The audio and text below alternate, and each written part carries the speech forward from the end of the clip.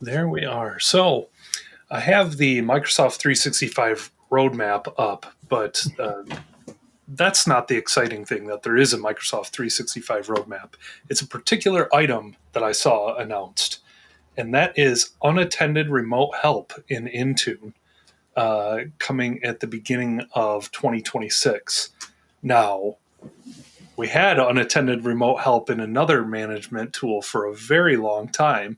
But for those that have remote help, the remote help add-on in Intune or the Intune suite, we'll see how this works in practice. But in theory, this is a very welcome change. If we need to remote into a device where a user is not available, or we don't have to go through sort of the quick assist process, essentially, I was pretty excited to see this hit the roadmap the other day. Oh, that is shiny. I Yeah, totally agree. Yeah. you said it best. That's a great way to summarize it. It is shiny. Yeah. Um, I came across this was just very interesting to me. This tweet from Manel. After fighting for several hours with the drivers of a new laptop they've received because the microphone was not detected. Good lord! Turned out that the laptops they ordered did not come with microphones, and I don't ever remember a time that I've seen that. Uh, it was shocking enough that I felt it was worth pointing out. Make sure when you are ordering new laptops, if you want them to have microphones, make sure they have them. Well, I guess most people are using headsets these days, but not having one, that sounds odd, but all right. Yeah, exactly. Came across this one from Nathan McNulty. I think I've shared this before, but it is a worthy. I think it's worthy of repeating. So, if you are managing macOS in your environment and you have Defender for Endpoint, as Nathan points out here, if you want to onboard those devices into Defender for Endpoint, the documentation for this is brutal. It is many steps. It is quite challenging to get through all of this. Um,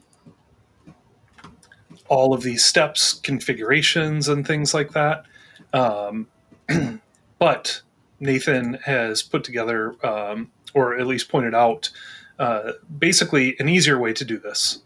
4 different policies that we need to assign out to our Mac OS devices. Much easier, worth going through the documentation here if you are managing Macs and Defender for Endpoint through Intune. So really just resharing something in the past. And then a couple of follow-ups here that I saw. First and foremost, congratulations, Johan. I think this may have been announced previously, but I saw this tweet from John Towles about the Intune speakers that have been announced for Workplace Ninjas US in December. So I wanted to point this out because there's some phenomenal speakers, but also there are a couple of days left on the early bird pricing for this conference. Yeah. I unfortunately won't be there, but I'm really looking forward to hearing how it is. I'm sure it's going to be fantastic.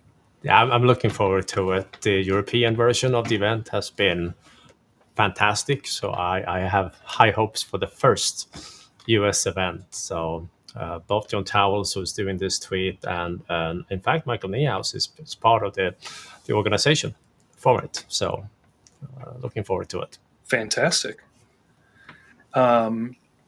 And then we talked about this briefly, maybe it was last week or the week before, that Windows Media was now going to be coming with updated inbox apps or the built-in store apps. But I noticed Panu posted in the July image, tested it, and the main applications like Snipping Tool and Paint are still quite old in the current media. Have you come across that as well, Johan? No, I still have on my, I wouldn't say bucket list, but I have on my to-do list Okay. to do some comparison in between, say, the May media and the July media, just to see what difference it does make, and how many apps that actually have to be updated anyway.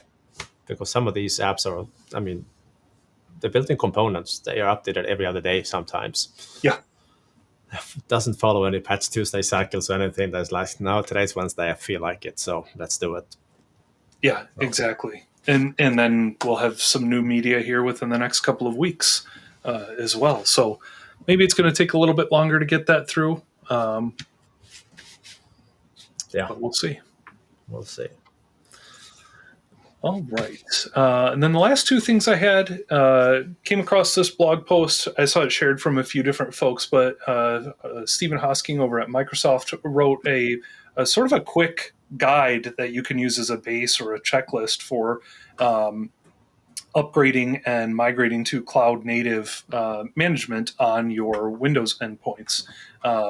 So I just liked that there are many guides. There are things that Johan and I talk about on how to upgrade to Windows 11. But I really like this as a quick sort of checklist or sanity check on a few things that you really should pay attention to if you want to make this move all at once.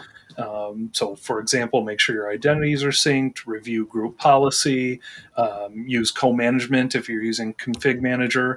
A lot of different things that you can do to make your life easier as you are making this this migration over to a cloud-native world.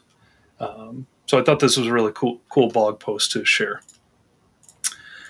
And last but not least, we talked about it last week, but Johan and I had a very fun time last Thursday morning presenting a mini course on the Academy here. And that was this one right here, Intune automation using Microsoft Graph. This was an update from a mini course that we did a while back. Just had a lot of fun. I really enjoy doing this course. As you always say, Johan, I've got to steal this line from you, but the price was just right. And for those of you that are just getting started with Graph or doing a little bit of automation in Intune, definitely recommend going back and checking out the recording for this. I'm a little bit biased, but I think we had some pretty good content in there and how you can get started pretty quickly. Graph can be a little bit daunting at times. I'm speaking from experience for myself here. So, yeah, just want to call that one out. Just keeping the graph module is a challenge on its own. Exactly. It's like its own part-time job sometimes. Yeah. But yeah, I have that screen open. Can you go back just one step? I can. Because we did mention this last week, but we have an upcoming mini course here in August, joined by Dan Cunningham from the PSADT team. So very excited to have that course coming up as well, or training coming up. Yes. Agreed. All right. All right. That was what I had for this week.